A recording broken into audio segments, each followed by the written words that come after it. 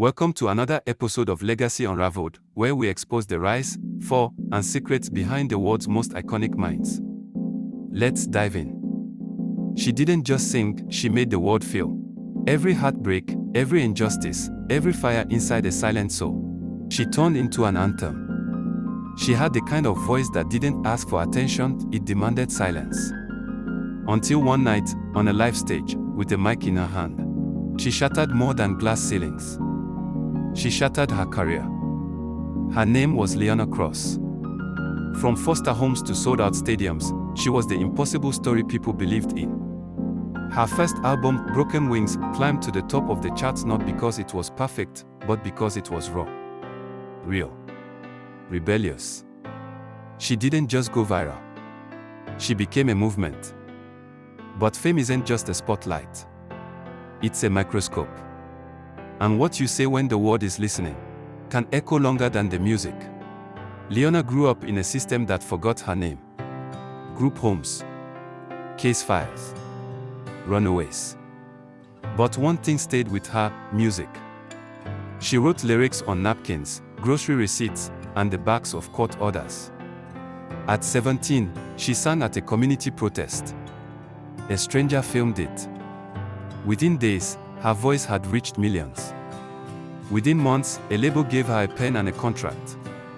At 19, she was a global icon. But with every song she dropped, the pressure built. What she wore, who she dated, what she tweeted.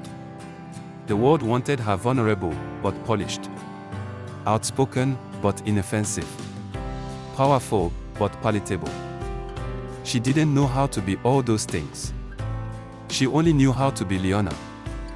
That night, she looked like a star, but felt like a storm held in silence.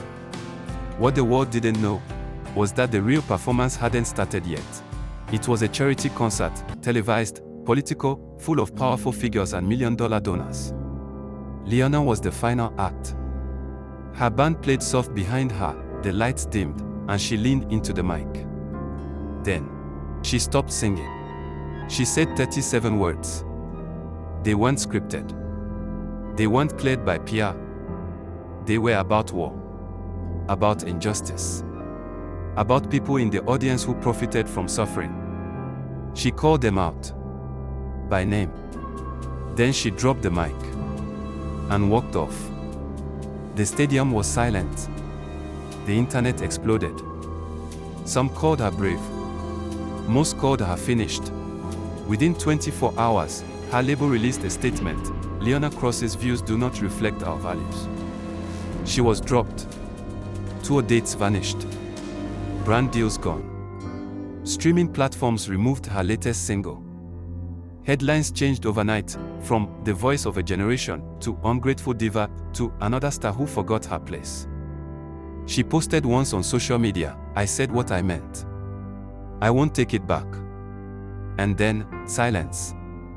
Sometimes the most dangerous thing in entertainment is having nothing left to lose. Stick around, because this story doesn't end where they said it would.